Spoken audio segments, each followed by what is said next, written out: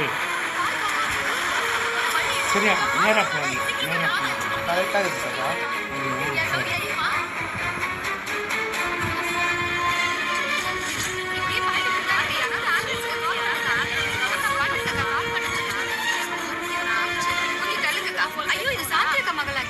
எடுத்துறாத கடைசி வரைக்கும் நம்ம சாந்தி அக்கா மகங்க.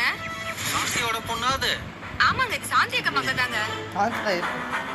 சாட்சியம் சாந்தி அக்காக்கு ஃபோன் போடுங்க. சீக்கிரமா ஃபோன் பண்ணுங்க. சீக்கிரம் பண்ணுங்க. ஃபோன் பண்ணுங்க. சீக்கிரம் பேசுங்க. அம்மா சாந்தி, உன் மகளுக்கு ஆக்சிடென்ட் ஆயிடுச்சுமா.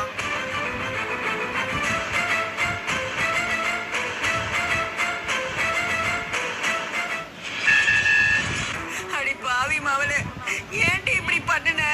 உன்னையும் உன் புள்ளையும் நான் பத்திரமா பாத்துக்கிறேன்னு தானே சொன்னேன். ஏன்டி இப்படி அவசரப்பட்டுட்ட? நான் படிச்சு படிச்சு சொன்னேனே, கேட்டியாடி?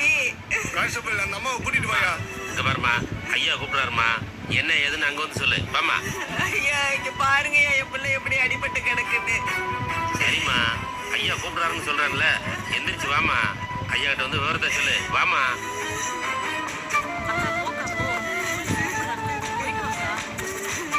என் புள்ள எப்படி கிடக்குறான்னு பாருங்கம்மா.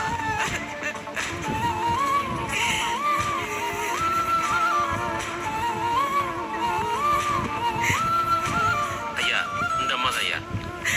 உன் பேர் என்னம்மா? சாந்தி சார். அந்த பொண்ணு உன் பொண்ணா? ஆமா சார். ஏமா, ஏன் இப்படி பண்ணிச்சு அந்த பொண்ணு? ஒரு வருஷத்துக்கு முன்னாடி தான் சார் அவளுக்கு கல்யாணம் நடந்துச்சு. இப்ப 4 மாசம் வேற முழுகாம இருக்கா. திடீர்னு அவ புருஷன் ஒரு ஆக்சிடென்ட்ல இறந்து போயிட்டாரு. அவர் இறந்ததுல இருந்து புருஷன் இல்லாம வயித்துல புள்ளையோட நான் எப்படி வாழ போறேன்னு டெய்லி அழுது புலம்பிக்கிட்டே இருப்பா. குழந்தைய வேணா கலைச்சிடலான்னு நான் எவ்வளவோ சொல்லி பார்த்தேன். வேணாம், என் குழந்தைய நான் கொல்ல மாட்டேன்னு அழுது அடம் பிடிச்சா சார். சரி, ஒன்றும் பிரச்சனை இல்லை, உன் குழந்தையும் உன்னையும் நான் பாத்துக்கிறேன்னு சொன்னேன் சார்.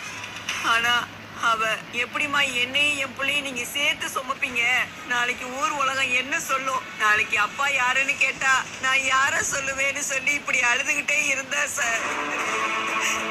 என் புள்ள பிறந்து அப்பா யாருன்னு கேட்டா நான் யார காட்டுவேன் அப்படின்னு சொல்லி புலம்பிக்கிட்டே இருப்பா சார். நாங்களும் என்னென்னமோ சொல்லி பார்த்தோம் சார். அவ எதையும் கேட்குற மாதிரி இல்லை சார். எனக்கு செத்து போயிடலான்னு தோணுதுன்னு 2-3 நாளாவே சொல்லி புலம்பிக்கிட்டு இருந்தா சார். அப்படி எதுவும் பண்ணிடாதடி, நாங்கெல்லாம் இருக்கோன்னு எவ்வளவோ சொல்லி பார்த்தோம் சார். எவ்வளவு சொல்லியும் கேட்காம பாவி மவ இப்படி செத்து போய் கிடக்கா சார். என் குழந்தைய கொல்ல மாட்டேன்னு சொல்லிட்டு இப்ப அவளே இப்படி பண்ணிக்கிட்டாளே சார். கான்ஸ்டபிள், ஐயா சொல்லுங்க. இந்த அம்மாவை ஸ்டேஷனுக்கு கூட்டிட்டு போயிட்டு எல்லாத்தையும் ஸ்டேட்மெண்ட்டா எழுதி வாங்கிக்கோங்க. சரியா? வாமா. ஏன்பா, அந்த க்ரௌடெல்லாம் ஏன் நிக்கிறீங்க? கலைஞ்சு போங்க, போங்க. மா, போமா.